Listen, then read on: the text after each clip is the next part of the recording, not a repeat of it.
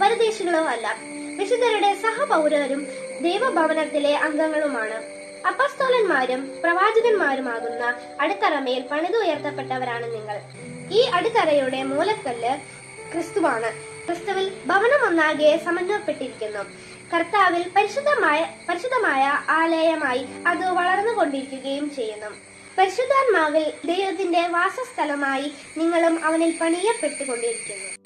വിശുദ്ധ പൗലോസ് ശ്ലീഹ എഫെസ്യസ്കാർക്ക് എഴുതിയ ലേഖനം 2-ാം അധ്യായം 1 മുതൽ 22 വരെയുള്ള നിന്നുള്ള ചോദ്യോത്തരങ്ങൾ. 1-ാം ചോദ്യം: എഫെസോസ് 2-ാം അധ്യായത്തിൽ എത്ര വാക്യങ്ങളുണ്ട്? ഉത്തരം: 22 വാക്യങ്ങൾ. 2-ാം ചോദ്യം: 2-ാം അധ്യായം എന്തിനെ കുറിച്ച് പറയുന്നു? ഉത്തരം: ദൈവിക ദാനമായി കിട്ടുന്ന രക്ഷയെക്കുറിച്ച്. 3-ാം ചോദ്യം: എന്തു കാരണത്താലാണ് നമ്മൾ മൃതരായിരുന്നത്? ഉത്തരം: അപരാധങ്ങളും പാപങ്ങളും മൂലം.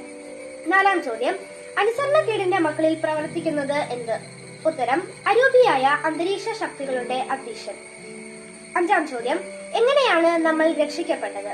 ഉത്തരം: വിശ്വാസം വഴി കൃപയാൽ. 6-ാം ചോദ്യം: നാം എങ്ങനെയാണ് യേശു ക്രിസ്തുവിൽ സമീപസ്ഥരായിരിക്കുന്നത്? ഉത്തരം: യേശു ക്രിസ്തുവിന്റെ രക്തം വഴി. 7-ാം ചോദ്യം: എങ്ങനെയുള്ള അടിത്തറമേൽ പണിതുയർത്തപ്പെട്ടവരാണ് നാം? ഉത്തരം: അപ്പസ്തോലന്മാരും പ്രവാചകന്മാരുമാകുന്ന അടിത്തറമേൽ. 8-ാം ചോദ്യം: അടിത്തറയുടെ മൂലക്കല്ല് ആരാണ്? ഉത്തരം: ക്രിസ്തു.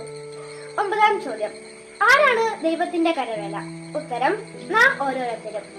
10-ാം ചോദ്യം: വിശ്വാസത്തിലൂടെ ലഭിക്കുന്ന ദാനമേത്? ഉത്തരം: രക്ഷ.